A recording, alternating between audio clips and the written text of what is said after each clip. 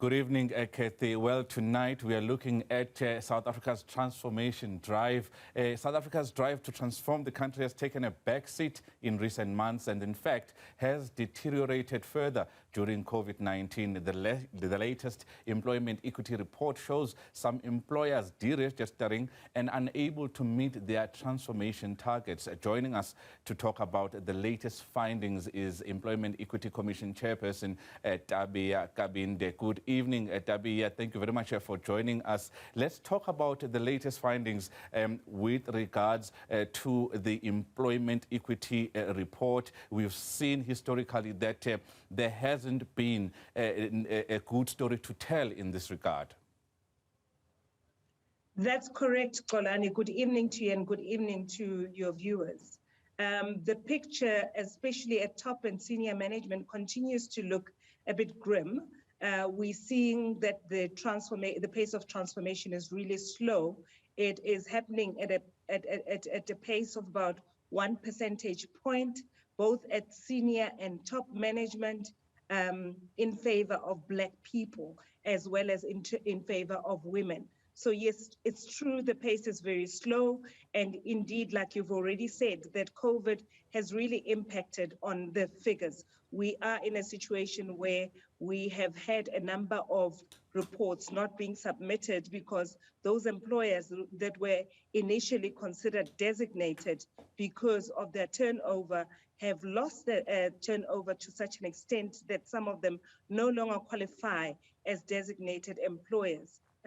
So what we're finding is that, yes, the impact of COVID has been there. We've seen it, and generally the numbers of report have declined. The country is right now on alert level 4 lockdown. It seems like we are going to continue to manage this pandemic, not through vaccination rollouts, but rather through these restrictions. And you've just spoken about how these restrictions impact on businesses. Are you expecting that this deregistration of companies to continue at pace? And what does this mean for transformation, scales and where South Africa is at the moment? It's difficult to say, Kolani. What's different between the lockdown that we had last year, remember the figures that we're reporting on are the 2020 figures. So what is different is that in 2020, we went into level 5, where most businesses were closed, and it was much, much more difficult to operate. This year, with level 4, obviously, we do know that some restaurants have closed, have minimized their operations, as well as the tourism industry. So yes, there will be a decline, but we foresee that it's unlikely to be as bad as it was last year. So we hope that it won't knock the effect of transformation to the extent that it did last year, Kolani.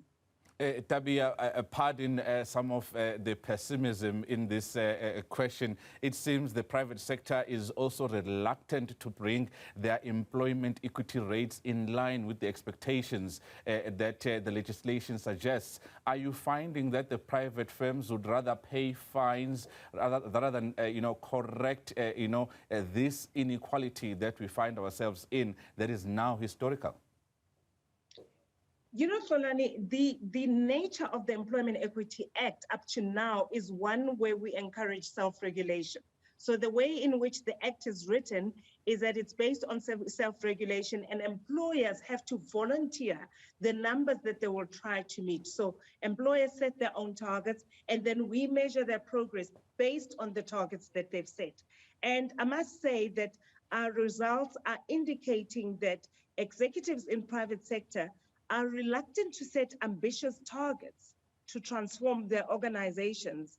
And as a result, that's one of the reasons why the transformation pace is so slow. There's an unwillingness to take on this onerous, what seems and is perceived as an onerous responsibility to meet high targets. So we find that employers set minimum targets for themselves, and they really, wherever they don't meet these targets, is, oh, well, we'll try next year, and we'll just give reasons to the department as to why we were not able to meet our targets.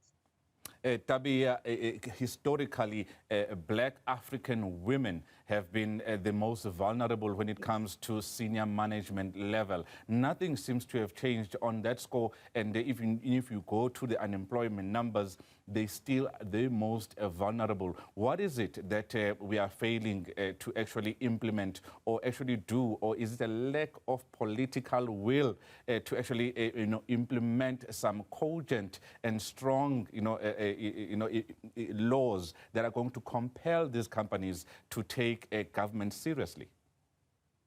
Yes, indeed, Kolani, you're correct. If we look at the stats throughout, specifically at the top two layers of organizations, two occupational levels, top management and senior management, we find that specifically the African population is aligned to its EAP. So if you look, for example, at the Indian population, we find that at those two levels, they're actually overrepresented, but the colored and African population are underrepresented, women as well, both Indian and African. So, the saying goes that the face of poverty is black and it's female. It seems to be a reality that we have.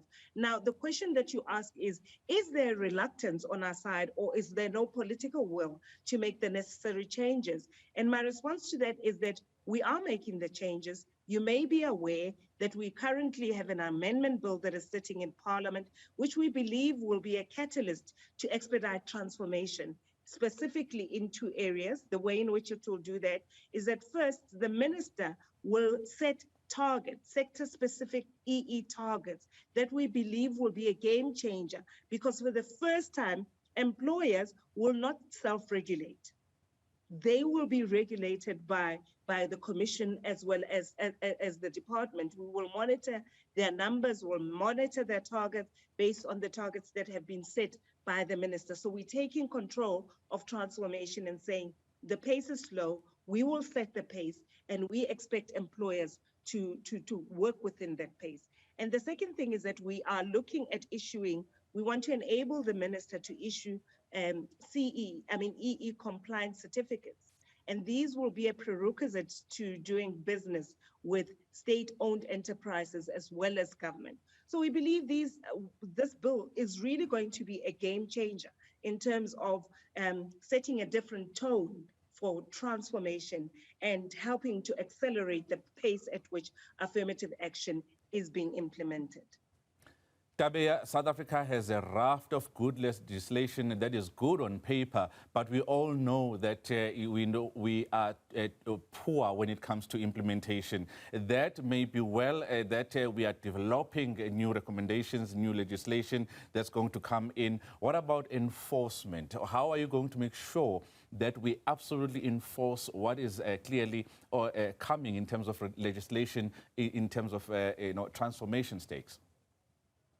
Well, Kolani, the good news with regards to the EE compliance certificate is that it does not require human intervention per se. The system itself, when employers report, will then, based on their compliance to the targets that have been set, it will generate a certificate on its own, and an employer will be deemed to be either have been compliant or non-compliant based on their performance. And this certificate will then be generated by the system itself, and it will be issued to an employer.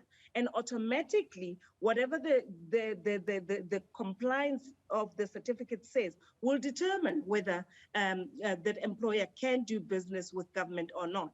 So we're confident that the system on its own will go a long way in enabling better compliance and better enforcement, because it's not as if inspectors will have to go door to door watching over what employers are doing. The system itself, based on information that has been inputted around sector targets and what employers are doing, will issue the certificate. And that is what is exciting for us as a commission, and why we believe it really is going to be a game changer.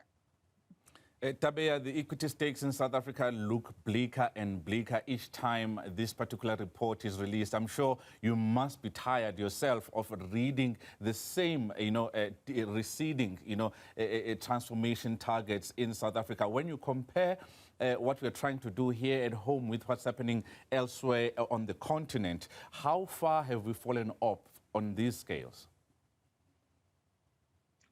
If we compare to what is happening on the continent, I believe that if we're looking at employment equity legislation, we can say that at a continent level, we're not doing as well as some countries that have really sought to seek economic, transformation as a basic fundamental of the transformation right at the beginning of the changing of power when it changed hands.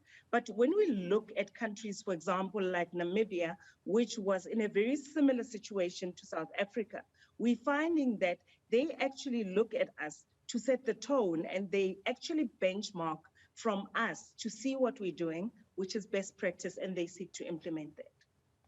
Tabea Kabinde, the chairperson of the Employment Equity Commission